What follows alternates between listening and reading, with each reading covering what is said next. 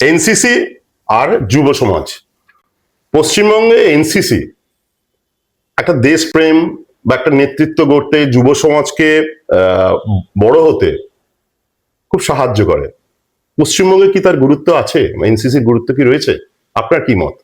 দেখুন, যে এনসিসির যে শুরুয়াত, যেটা মানে শুরু যখন হলো এনসিসি, তখন একটা শুরুর লগ্নেই কিন্তু এটা একটা সেন্ট্রাল আর স্টেটের দুটোর সহযোগিতায় তৈরি হয়েছিল।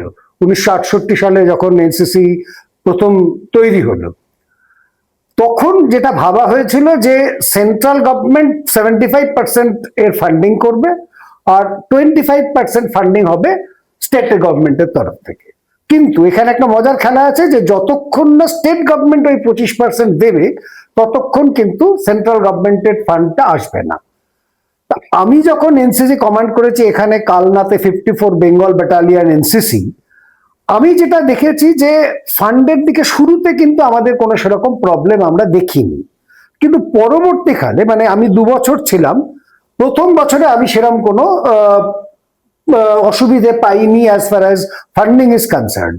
কিন্তু পরের বছর থেকে দেখা গেল যে এখানে একটু প্রবলেম তৈরি হচ্ছে।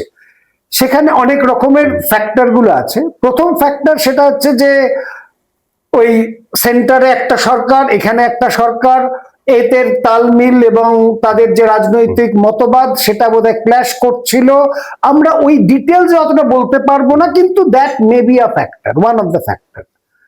সেকেন্ড যেটা ফ্যাক্টর, যেটা দ্বিতীয় ফ্যাক্টর হচ্ছে, সেটা হচ্ছে এখানকার সাধারণ মানসিকতা, এবং বিশেষ করে আমি জেনারেল ক্যাডেট বা যারা স্কুল কলেজের পড়ুয়া তাদের থেকে আমি যে জিনিসটা দেখেছি, তার থেকেও যে অ্যাসোসিয়েটেড এনসিসি অফিসার যারা এএনও বলে, তাদের আমি 90%-এর কথা বলবো না বা 100% বলবো না যে না সবাই যে তারা হয়তো ইন্টারেস্টেড না বা না, কিছু যে তারা বোধহয় জোর জার করে এটা করছেন বা তাদের বোধহয় খানিকটা পলিটিক্যাল ব্যাকগ্রাউন্ড সেটা তাতে এফেক্ট করছে। সেটা আবার ওই কেন্দ্র রাজ্য সংঘাতের একটা ব্যাপার বোধহয় তাদের মনের মধ্যেও সেটা খানিকটা এফেক্ট করছিল। তৃতীয় যে ব্যাপারটা হচ্ছে সেটা হচ্ছে ইনফ্রাস্ট্রাকচার।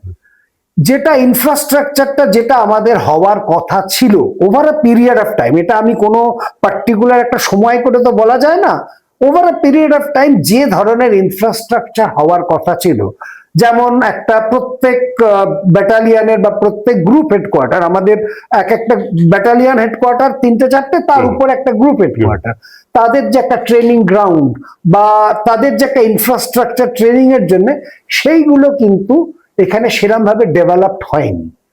তার বিভিন্ন কারণ আছে, funding is one of the criteria. তাছাড়াও আমাদের তখন করতে হতো যে সমস্ত স্কুল কলেজগুলোতে রিকোয়েস্ট করে তাদের ওই গ্রাউন্ডটাকে নিয়ে বা তাদের বিল্ডিংটাকে নিয়ে ক্যাম্প করা বা সেগুলোকে কন্ডাক্ট করা, সেগুলোতে প্রচন্ড পরের দিকে আমি দেখেছি ভীষণ প্রবলেম হচ্ছিল। একে তো স্কুলটাকে যখন আমাদের দরকার তখন সামার ভ্যাকেশনেই আমরা এটা করতে পারছি, তখন বিভিন্ন কারণে সেই স্কুল কলেজের ভ্যাকেশন পাওয়া বা সেই গ্রাউন্ড পাওয়া আমাদের পক্ষে একটু দূর হয়ে পড়ছিল। যদিও পরবর্তীকালে কল্যাণীতে একটা গ্রুপ হেডকোয়ার্টারে একটা ট্রেনিং এস্টাবলিশমেন্ট হয়েছে, কিন্তু আরো সেটাকে বাড়ানো উচিত ছিল। অপর্যাপ্ত, সেটা পর্যাপ্ত নয়। সেখানে অডিটোরিয়াম নেই, সেখানে অন্য অনেক কিছু ফ্যাসিলিটি নেই, এমনকি যে ফায়ারিং রেঞ্জটাও সেটাও খুব ছোট ছিল, মানে যেটা অনেক করে। কারণ একটা যখন আমি এনসিসিতে আসছি, one of the main criteria of the cadets is to fire. তা সেই যে ফায়ারিং এর যে ব্যাপারটা, তার যে সেফটি কনসার্ন গুলো, সেগুলো বোধহয় একটু ল্যাকিং ছিল আমার যতদূর মানে মনে হয়েছে। তো সেইগুলোকে ডেভেলপ করা যেত, এবং যদি সরকারের পক্ষ থেকে এটা কিন্তু রাজ্য সরকারের বেশি দায়িত্ব যে ওই স্ট্রাকচার বা ইনফ্রাস্ট্রাকচার গুলো কিংবা সেই ধরনের যে সুবিধাগুলো পাওয়ার কথা, সেগুলো কিন্তু আমরা সেরকম ভাবে পাইনি। তবে কিছু চেষ্টা হয়েছিল, এটা নো ডাউট, তবে আরো করলে ভালো হতো।